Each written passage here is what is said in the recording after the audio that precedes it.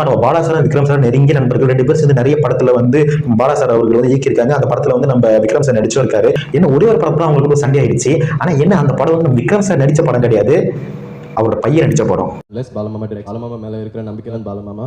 பாலமாமா அதிகமா பாலமாமா நான் ஒரு பாலமாமா. ஓகே, இப்ப விஷயத்துக்கு வருவோம். முதல்ல இந்த வீடியோவை பார்த்துட்டு வாங்க.